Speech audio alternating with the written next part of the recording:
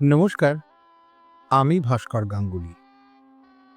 শ্রী বিভূতিভূষণ বন্দ্যোপাধ্যায়ের গল্প মানেই বাংলার মানুষের জীবনের সূক্ষ্মাতিসূক্ষ্ম অনুভূতির গল্প, অনুভূতির বিশ্লেষণ, তাদের চাওয়া পাওয়া, ভালো লাগা, ভালোবাসা, মন্দ লাগা সব কিছু নিয়ে এক গভীর অনুভূতির প্রকাশ।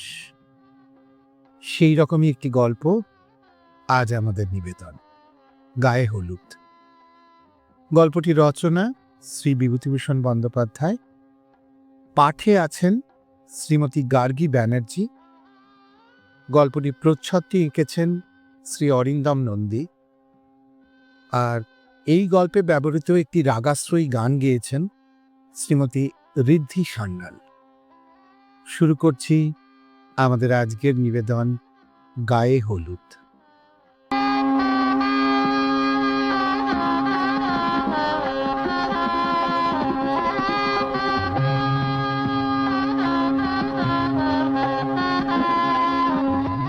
শ্রাবণ মাসের দিন, বর্ষার বিরাম নেই। এই বৃষ্টি আসছে, এই আকাশ পরিষ্কার হয়ে যাচ্ছে। ক্ষেতে আউশ ধানের গোছা কালো হয়ে উঠেছে, ধানের শীষ দেখা দিয়েছে অধিকাংশ ক্ষেতে। পুঁটি সকালে উঠে একবার চারিদিকে চেয়ে দেখলে চারিদিক মেঘে মেঘাচ্ছন্ন। হয়তোবা একটু পরে টিপটিপ বৃষ্টি পড়তে শুরু করে দেবে। আজ তার মনে একটা অদ্ভুত ধরনের অনুভূতি। সেটাকে আনন্দও বলা যেতে পারে, ছদ্মবেশী বিষাদও বলা যায়। কি যে সেটা ঠিক করে না যাই বোঝা, না যাই বোঝানো। আজ তার বিয়ের গায়ে হলুদের দিন। এমন একটা দিন তার 12 বৎসরের ক্ষুদ্র জীবনে এইবারে প্রথম এলো।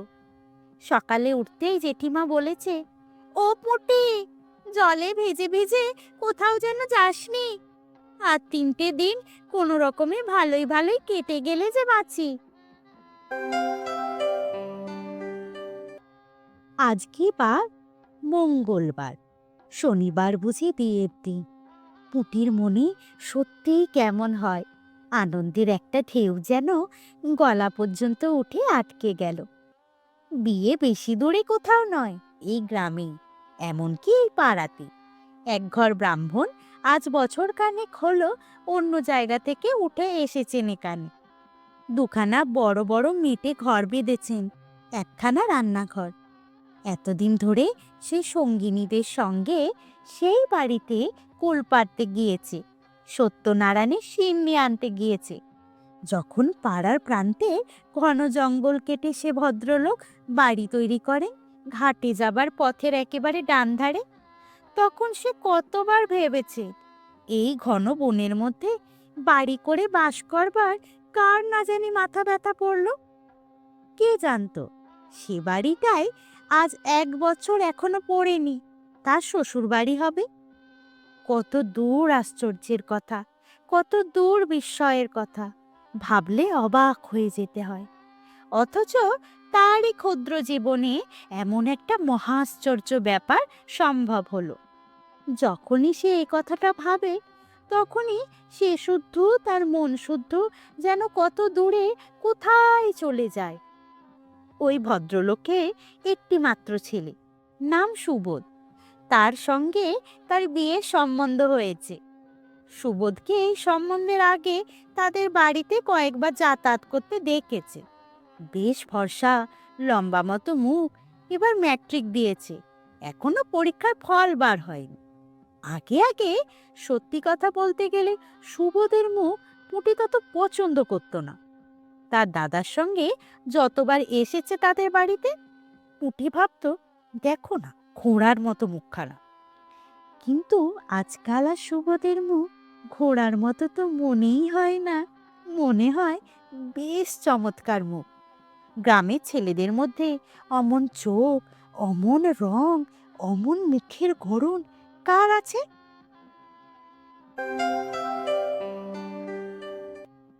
রায়েদের পাঁচি সেদিন বলেছিল তাকে, হ্যাঁ রে, তুই যে বড় ঘোড়া মুখ বলতিস, তোর অদৃষ্টে শেষকালে কিনা সেই ঘোড়া মুখ হয়ে জুটলো। পুটি মারতে ছুটে গিয়েছিল তার পিছু পিছু। পুটির বাবা গোলার দৌড়ে দাঁড়িয়ে ধান পাড়বার ব্যবস্থা করছে। তার বাবা বেশ চাষিবাসী গেরস্ত। পুটিদের বাড়িতে 4টে বড় বড় ধানের আউড়ি আছে, গোলা আছে একটা। আউড়ি জিনিসটা গোলার চেয়ে অনেক ছোট, 3-4 বীজ ধান ধরে, আর একটা গোলায় ধরে 1 পৌটি, অর্থাৎ 16 বীজ ধান। তাদেরও ধান আছে গোলা ভর্তি, সব কটা আউড়ি ভর্তি। কলকাতায় চাকুরি করেন এ পাড়ার হরিকাকা।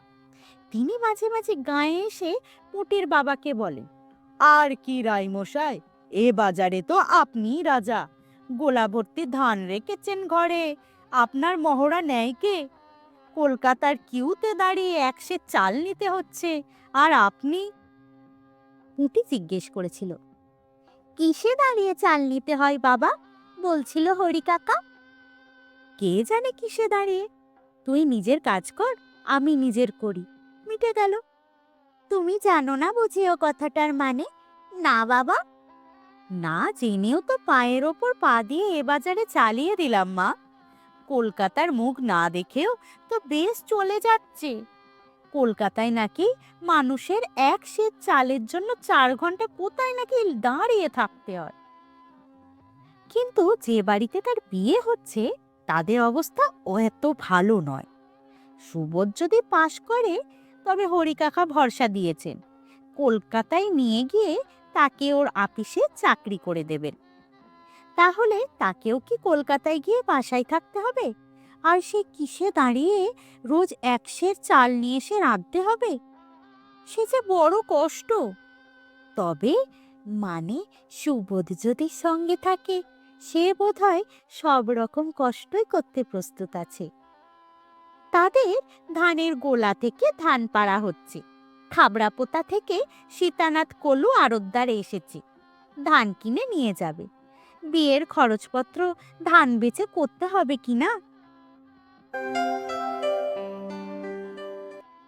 ওর জেঠিমা বললেন, ও পুটে, আজ কোথাও বেরিও না, না পেয়ে তো বাড়ি থেকে হলুদ নিয়ে আসবে, সেই হলুদ গায়ে দিয়ে তোমায় নাইতে হবে।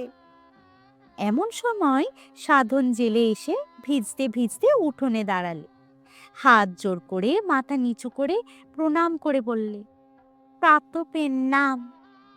তার বাবা বললে, ও সাধন বাবা, তোমায় ডেকেছি যে একবার, আমার যে কিছু মাছের দরকার এই শনিবারে। কি জানি কেন পুঁটির বুকটা দুলে উঠল। এই শনিবার, এই শনিবারে তাহলে সত্যিই তার। সাধন বললে, আগে মাছের চেয়ে বড্ড গোলমাল যাচ্ছে, গাঙে কি মাছ আছে? ডুমর বাউড়ের মাছ সব যাচ্ছে কলকাতায়, 82 টাকা ধর। এমন দর বাপের জন্মে কোনো কালে শুনিনি রায় মশাই। 1 সের 1.5 সের পোনা ইস্তা পড়তে যাচ্ছে না। মরগাঙে বাদাল দিয়ে এলাম, একদিন কেবল 1 সের 11 সের গজার মাছ। পুটির বাবা বিস্ময় সুরে বললে, 11.5 সের গজার? এমন কথা তো কখনো শুনিনি। অরে বদ গজার রায় মশাই, মাছের এমন দর, গজার মাছে বিক্রি হয় 10 আনা সে। পুটি আর সেখানে দাঁড়ালো না, মাকে এমন আজগুবি খবরটা দিতে ছুটলো বাড়ির মধ্যে। বৃষ্টি একটু থেমেছে, একটু কোথাও বেরোতে পারলে ভালো হতো। তার জীবনে যে এমন একটা আশ্চর্য ব্যাপার হতে চলেছে, এ কথাটা কারোর সঙ্গে আনন্দ করে বলাও যাবে না। বিহায়া বলবে, নিন্দে করবে। কেবল বলা চলে তার সমবয়সী পাঁচি আর খেন্তি জেলেনির মেয়ে টুনির কাছে। আর একটা আশ্চর্য ব্যাপার, তার চেয়ে অন্তত 7 বছরের বড় লতি দিদির এখনো বিয়ে হয়নি, অথচ লতিদিকে সবাই বলে সুন্দরী। লতিদির বাপের অবস্থা ভালো, লতিদি লেখাপড়া জানে, ভালো গান করে। ওর বাবা যখন কলকাতায় চাকুরি করত তখন লতিদি স্কুলে পড়তো সেখানে। কত বই পড়ে বসে বসে দুপুরবেলা। পুঁটি ওদের বাড়ি যায় যখনই, তখনই দেখে লতিদি বই মুখে বসে। পুঁটি ভালো লেখাপড়া জানে না, বইয়ের নাম পড়তে পারে না। লতিদি একটু ঠেকারে, সে লেখাপড়া জানে না বলে বুঝি আর মানুষ না। তাকে বলে, তুই বইটই নারিস নে পুঁটি, কি বুঝিস তুই এর আস্বাদ? পুঁটি হয়তো বলে, একে বই বলো না লতিদি। যা যা, আর বইয়ের খবর দরকার নেই। শরৎ চাটুর্যের নাম শুনেছিস? কোথা থেকে শুনবি? তোরা শুধু জানিস ঢেকিতে পার দিয়ে কি করে চিড়ে কুটতে হয়।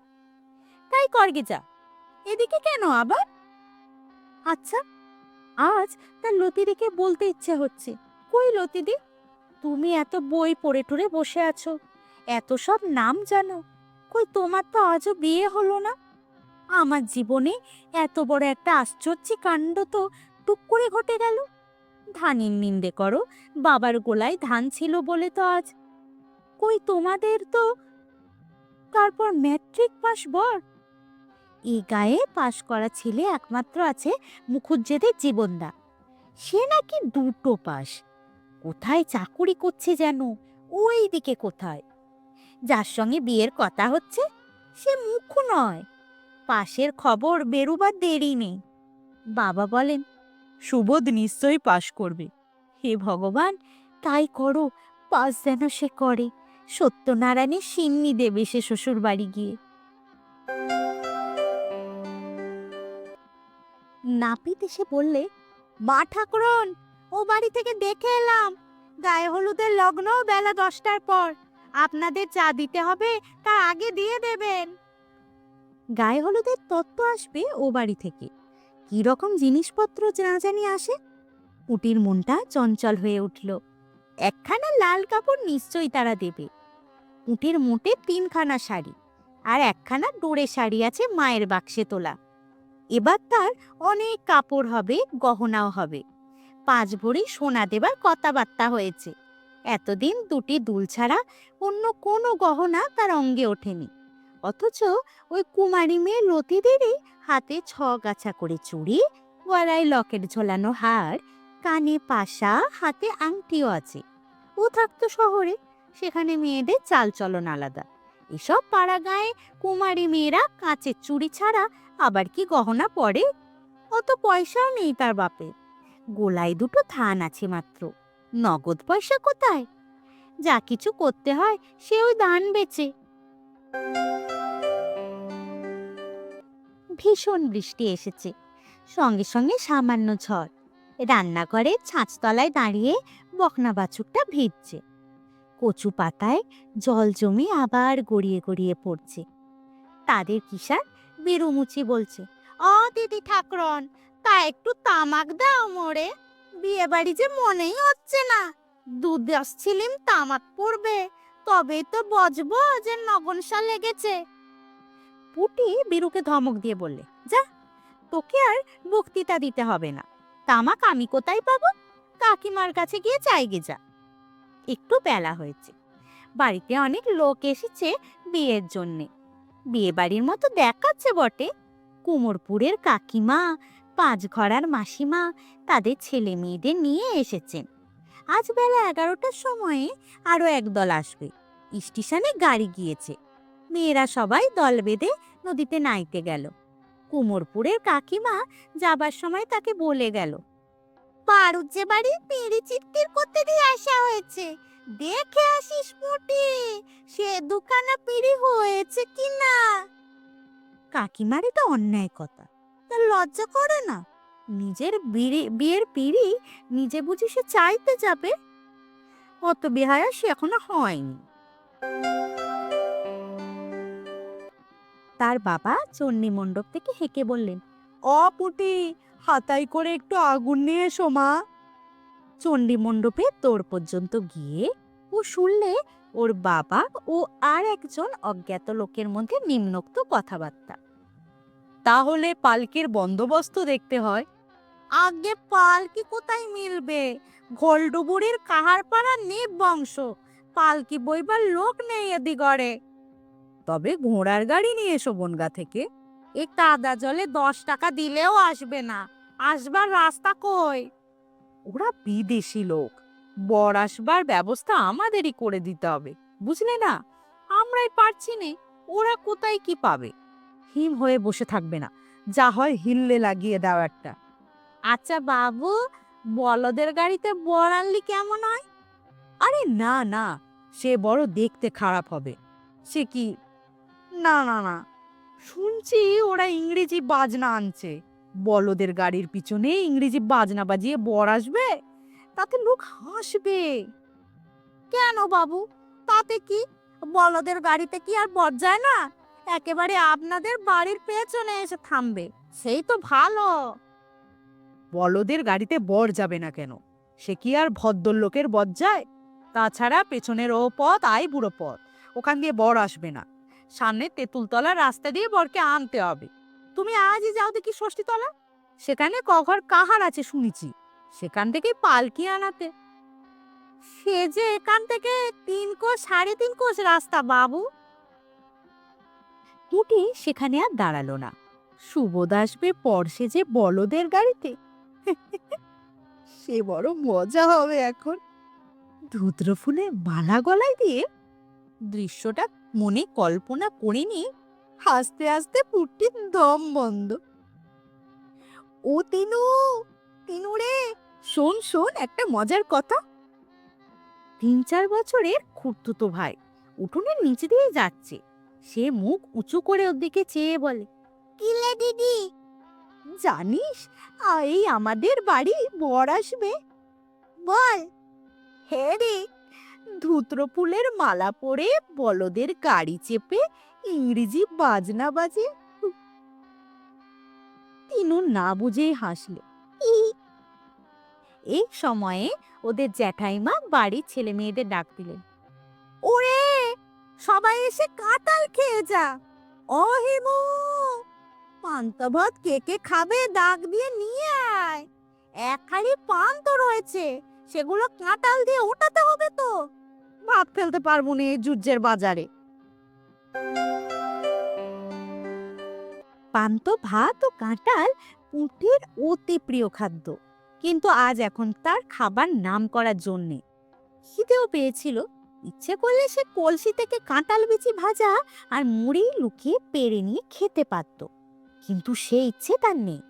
তাতে ভগবান রাগ করবে। আজকের দিনে সে ভগবানকে রাগাবে না। বেলা বাড়ল, ও বাড়িতে শাঁখ ও হুলুর শব্দ শোনা গেল। অবশ্যই খুব কাছে নয় পুটির ভাবি শ্বশুর বাড়ি, তাহলেও শাঁখের শব্দ না আসবার মতো দূরও নয়। ওর খুড়তুতো বোন শ্যামা বললে, ওই শোন দিদি, দাদা বাবুর গায়ে হলুদ হচ্ছে। পুটি ধমক দিয়ে বললে, চুপ, মেরে ফেলে দেব দাদা বাবুকে। বলে, হয়েছেই তো, আর 2 দিন দেরি। না, তা হোক, আগে থেকে বলতে নেই। জ্যাঠাইমা তো বলেছে। কি বলেছে? বলছে আমাদের জামাইয়ের গায়ে হলুদ হচ্ছে, সেখান থেকে তত্ত্ব নিয়ে নাপিত এবার এসে পৌঁছে যাবে। তা বলুক গে, আমাদের বলতে নেই। আচ্ছা দিদি, দাদা বাবু সুবোধ বাবু পাশ করেছে? খবর এখনো বের হয়নি। আমি ও পাড়ায় রাধিদের বাড়ি গিয়েছিলাম একটু আগে। রাধির দাদা পাশ করেছে। কাল বিকেলে কলকাতা থেকে ওর কাকা খবর দিয়েছে। তোর দাদা বাবুর মানে ওর তো ওই কেশব বাবুর ছেলের খবর কে পাঠাবে কলকাতা থেকে? ওদের তো কেউ নেই কলকাতায়। একটু পরে ওদের বাড়িতে শাঁখ বেজে উঠল, হুলু পড়ল। নাপিতের তত্ত্ব নিয়ে আসছে তেঁতুল তলার পথে। বাড়ি থেকে দেখা দিয়েছে। পুটির বুক আনন্দে তুলে উঠল। জ্যাঠাইমা বলেছিলেন আশীর্বাদ হয়ে গেলেও বিয়ে না হতে পারে, কিন্তু গায়ে হলুদ হয়ে গেলে বিয়ে নাকি আর ফেরে না। এবার তাহলে সে আশ্চর্য ব্যাপারটা তার জীবনে ঘটে গেল। কেউ আর বাধা দিতে পারবে না। পাড়া গাঁয়ে কত রকমই ভাঙচি দেয় লোকে, তার বিয়েতেও ভাঙচি দিয়েছিল।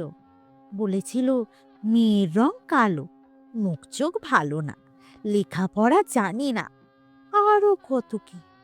কিন্তু সুবোধ না, ছি, ও নাম করতে নেই, নাম হিসেবে মনে ভাবতে নেই। তারপর বাকি অনেকগুলো কি ব্যাপার স্বপ্নের মতো তার চোখের সামনে দিয়ে ঘটে গেল। শাঁখের ডাক, উলুধ্বনি, মা, কাকিমা, জ্যাঠাইমা তাকে তেল হলুদ মাখিয়ে দিলেন। গায়ে হলুদের তত্ত্ব এলো, লাল পাড় শাড়ি, তেল হলুদ, একটা বড় মাছ, এক হাঁড়ি দই। তার সমবয়সী বন্ধু 3জন খেতে এলো তাদের বাড়ি। তাকে কাছে বসিয়ে কত যত্ন করে মাছ দিয়ে, দই দিয়ে মা, জ্যাঠাইমা কত আদর করে খাওয়ালেন, কত মিষ্টি কথা বললেন।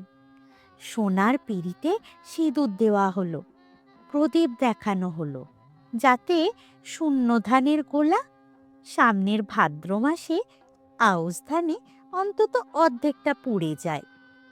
বাবা বলেন গোলার ধান খালি হয়ে যেত না। মধ্যে কি একটা গভর্নমেন্টের হাঙ্গামা এলো, কেউ গোলায় ধান জমিয়ে রাখতে পারবে না, তাতে ধান কর্জ দিতে হলো গ্রামের লোকজনকে। গায়ে হলুদের তত্ত্বে আরো অনেক জিনিস এসেছিল। খাওয়া দাওয়ার পরে গাঁয়ের মেয়েরা কেউ কেউ দেখতে এলো, তখন সে নিজেও দেখলে। আগে লজ্জায় ওদিকেও সে যায়নি। একটা শাড়ি, একটা ব্লাউজ, সায়া একটা, আলতা, সাবান, আয়না আর গন্ধ তেল, এসব জিনিস তার নিজস্ব, কারো ভাগ নেই এতে। সে ইচ্ছে করে যদি কাউকে দেয় তবেই সে পাবে, নইলে নিজের বাক্সে রেখে দিতে পারে, কারোর কিচ্ছু বলার নেই। সব কাজ মিটতে বেলা 2টো বেজে গেল। মুটির মন ছটপট করছিল। ও পাড়ার লতিদি, হিমি, অন্ন, রাদি এরা কেউ আসেনি। এদের গিয়ে একবার দেখা দেওয়া দরকার, যাতে তারা বুঝতে পারে যে তার গায়ে হলুদের মতো আশ্চর্য ব্যাপারটা আজ সত্যি ঘটে গিয়েছে।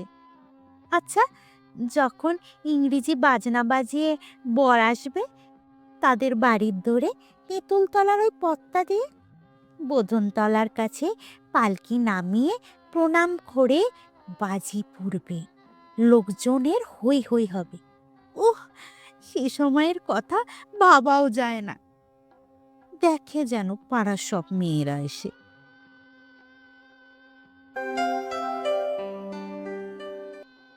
সে বেড়াতে বেড়াতে গেল মুখুজ্জে বাড়ি। মুখুজ্জে গিন্নি ওকে দেখে বললেন, কি রে পুটি, আয় মা আয়, গায়ে হলুদ হয়ে গেল। আহা, এখন ভালোই ভালোই দুহাত এক হয়ে গেলে। বসো মা, বসো। একটু পরে লতিকাও সেখানে এসে হাজির হলো। পুটিকে দেখে বললে, ও পুটি, তোর আজ গায়ে হলুদ ছিল না, হয়ে গেল? কি তত্ত্ব এলো শ্বশুর বাড়ি থেকে? মুখুজ্জে গিন্নি বললেন, বস মা তোরা। লতি, পুটির সঙ্গে গল্প করো, একটু চা করে আনি। যাক, ভালোই হলো। আজকাল মেয়ের বিয়ে দেওয়া যে কি কষ্ট, যে দেয় সেই জানে। পাশের বাড়ির জানালা দিয়ে গাঙ্গুলিদের ছোট বউ ডেকে বললে, ও কে? পুটি নাকি? গায়ে হলুদ হয়ে গেল? তা কই, আমাদের একবার বলতেও তো হয়, এই তো বাড়ির পেছনে বাড়ি। পুটি বললে, গেলেন না কেন বৌদি? আমরা তো বারণ করিনি যেতে, শাঁখ যখন বাজলো তখনও যদি যেতেন। লতিকা ভাবলে, পুটি ছেলে মানুষ, এ উত্তরটা দেওয়া ওর উচিত হলো না। এখানে ও কথা বলা ঠিক হয়নি। কিন্তু এর পরবর্তী ব্যাপারের জন্যে সে বা পুঁটি কেউ প্রস্তুত ছিল না। গাঙ্গুলিদের ছোট বউ মুখ লাল করে উত্তর দিলে, কি বললে? যত বড় মুখ নয় তত বড় কথা। আমরা কখনো গায়ে হলুদ দেখিনি, শাকে ফু পড়লে অমনি কুকুরের মতো ছুটে যাব তোমাদের বাড়ি পাতা পাততে। অত অহংকার ভালো না রে পুঁটে, তোমার বাপের বড্ড থানের গোলা হয়েছে না? অমন বিয়ে আমরা কখনো কি দেখেছি জীবনে? ছেলের না আছে চাল না চুলো, সংসারে মানুষ নেই বলে হাঁড়ি ঠেলতে নিয়ে যাচ্ছে। ছেলের বিদ্যে কত তা জানতে বাকি নেই, এবার তো ম্যাট্রিক ফেল করেছি। এখানে লতিকা থাকতে না পেরে বললে, কে বললে ছোট বৌদি? সুবোধবাবুর পাশের খবর তো পাওয়া যায়নি। কেন পাওয়া যাবে না? চিঠি এসে ফেল করেছে বল, ওরা সে চিঠি লুকিয়ে ফেলেছে। বিয়ের আগে ও খবর জানাজানি হতে দেবে না। উনি হাট থেকে চিঠি আনে, পোস্টকার্ডের চিঠি। উনি সন্ধ্যের পর সুবোধদের বাড়ি দিয়ে এলেন, আমাদের চোখে ধুলো দেওয়া। পুটির চোখের সামনে সব অন্ধকার হয়ে বিশ্ব সংসার লেপে মুছে গিয়েছে। মুখরা দর্পিতা ছোট বউয়ের মুখের কাছে সে কি করে দাঁড়াবে? চেঁচামেচি শুনে মুখুজ্জে গিন্নি হা হা করে ছুটে এলে। লতিকা ওর হাত ধরে নিয়ে ঘরের মধ্যে গেল। মুখুজ্জে গিন্নি ঘরের মধ্যে এসে চাপা গলায় বললেন, আহা, ছেলে মানুষ, ওর সাদাল্লাদের দিনটা অমন করে বিষ ছড়াতে আছে। ছি ছি, দেখ তো মা লতি, কাণ্ডটা। কাঠের পুতুলের মতো আড়ষ্ট পুটির হাত ধরে ততক্ষণ লতিকা বলছে, চল চল পুটি, তোকে বাড়ি দিয়ে আসি। ছি, বৌদির কি কাণ্ড! ওসব কথা মনে করিসনি, মিথ্যে কথা। চল পুটি ভাই। লতিকার গলা সুরে ও কথার ভাবে কিন্তু পুটির মনে হলো লতিদি ওই খবরটা জানে। কি জানি, হয়তো গাঁয়ের সবাই জানে, সেই কেবল জানতো না এতক্ষণ। পথে পা দিয়ে লজ্জায় অপমানে সে ছেলে মানুষের মতো কেঁদে ফেলে বললে, লতিদি, আমি কি বলেছিলাম ছোট বৌদিকে? খারাপ কথা কিছু?